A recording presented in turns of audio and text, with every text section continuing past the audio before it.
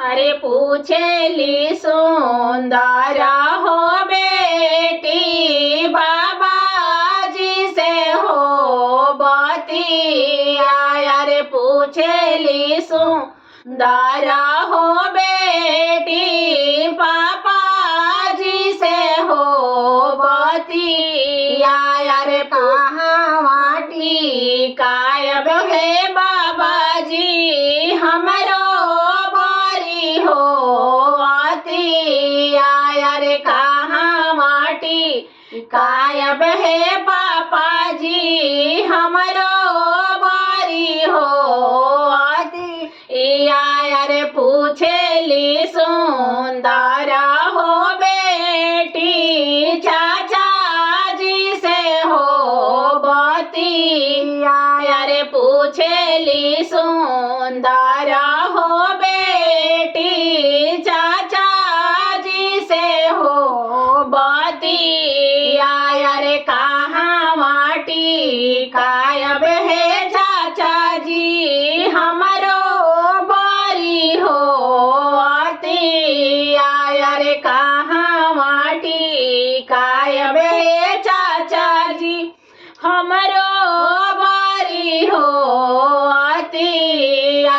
अरे गाढ़ा मोरा तुरलू हो बेटी पुरैनिया पाता हो सुखाले। अरे गाढ़ा मोरा तुरलू हो बेटी पुरैनिया पाता हो सुखाले। अरे भोसला चिरैया हो बेटी से हो रे उड़ी हो गईले। अरे पोसला चिरैया हो बेटी से हो रे उड़ी हो गईले।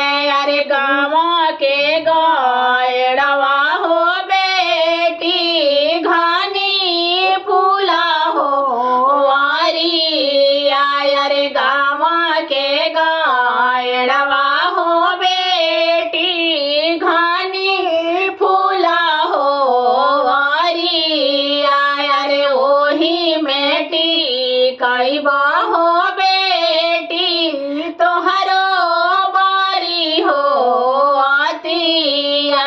अरे ओही मेटी कैबा हो बेटी तोहरो बारी हो आतिया।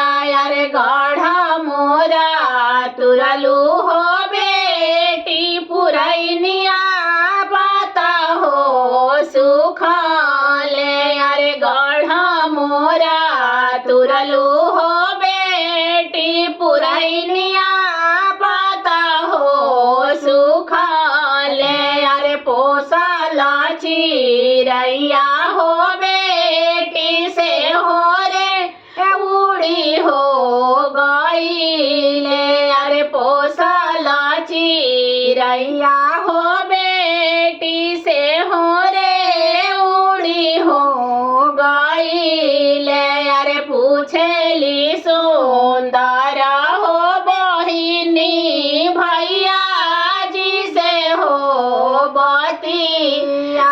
अरे पूछेली सुंदर हो बहिनी भैया जी से हो बतिया।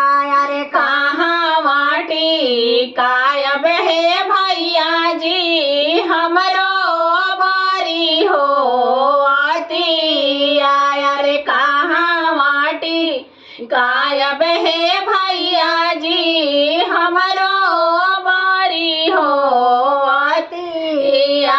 अरे काम के पछिमा हो बहिना लागैबा फूला हो वारिया। अरे गाँव के पछिमा हो बहिना लागैबा फूला हो वारिया। अरे ओही मेटी कैबा हो बहिनी तोहरो बारी हो आतिया। अरे ओही मेटी कैबा हो बहिना तोहरो